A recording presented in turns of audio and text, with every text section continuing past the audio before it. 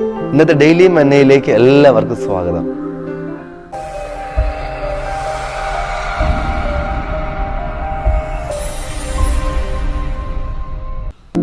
വളരെ സന്തോഷകരമായൊരു വീട്ടിൽ ഒരു കല്യാണം നടക്കുകയാണ്.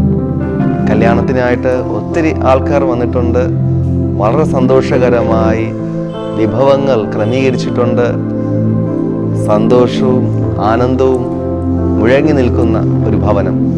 എന്നാൽ വേഗത്തിലാണ് ആ വീടിൻ്റെ സ്ഥിതിക്ക് മാറ്റം വന്നത്.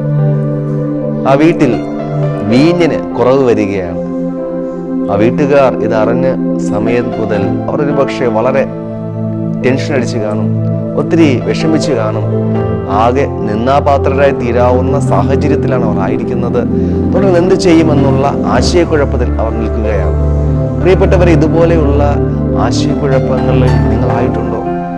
വളരെ സന്തോഷകരമായി തുടങ്ങിയ ചില ബിസിനസ്സുകൾ, വളരെ സന്തോഷകരമായി പോയി തുടങ്ങിയ ചില ജോലികൾ, വളരെ സന്തോഷകരമായി ആരംഭിച്ച ചില പദ്ധതികൾ വേഗത്തിൽ നിങ്ങൾ പോലും അറിയാതെ കാര്യങ്ങൾ മാറി മറിഞ്ഞിട്ട് ദുഃഖത്തിൻ്റെ അനുഭവത്തിൽ ആയിത്തീർന്ന ആരെങ്കിലും എന്നെ കേൾക്കുന്നുണ്ടെങ്കിൽ ഞാൻ നിങ്ങളോട് പറയട്ടെ, നിങ്ങളുടെ ദുഃഖം സന്തോഷമായി തീരുവാൻ വേണ്ടി പോകുന്നു.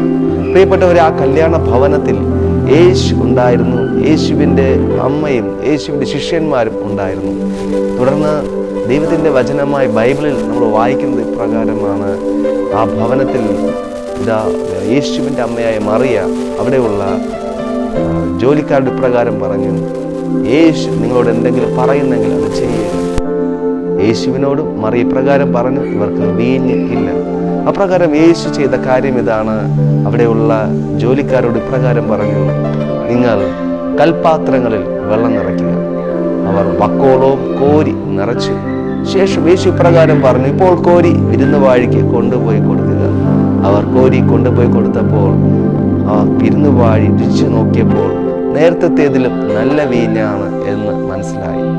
പിന്നെ കേൾക്കുന്ന പ്രിയ സഹോദരങ്ങളെ, നിങ്ങളുടെ ജീവിതത്തിൽ ഇന്ന് വന്ന ഈ പ്രതിസന്ധി ഏറ്റവും മെച്ചമേറിയ ഒരു അനുഭവത്തിലേക്ക് നിങ്ങളെ കൊണ്ടുപോകുവാൻ വേണ്ടിയാണ്. യേശുവിനോട് നിങ്ങളുടെ ആവശ്യങ്ങൾ പറയുക. തീർച്ചയായിട്ടും അവിടെ നിന്ന് നിങ്ങളുടെ കുറവുകളെ നിറവാക്കി മാറ്റും. അവർക്ക് നേരത്തെ ഉണ്ടായിരുന്നതിനേക്കാൾ അളവിൽ കൂടുതൽ വീഞ്ഞ് ലഭിച്ചു എന്ന് മാത്രമല്ല, നേരത്തേതിനേക്കാൾ നല്ലത് അവർക്ക് ലഭിച്ചു.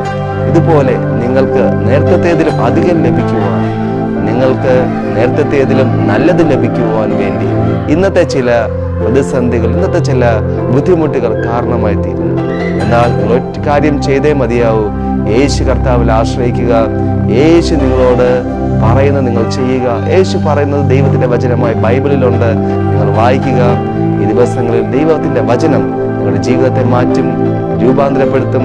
ഏറ്റവും മനോഹരമായി നിങ്ങളുടെ ജീവിതത്തെ മാറ്റും. പാഴും ശൂന്യവും എന്ന് പറയുന്ന അവസ്ഥകളെ മാറ്റി ഏറ്റവും മനോഹരമായ അവസ്ഥയാക്കി നിങ്ങളുടെ ജീവിതം മാറുവാൻ വേണ്ടി പോകുന്നു. അതിനായിട്ട് കർത്താവ് നിങ്ങളെ സഹായിക്കട്ടെ.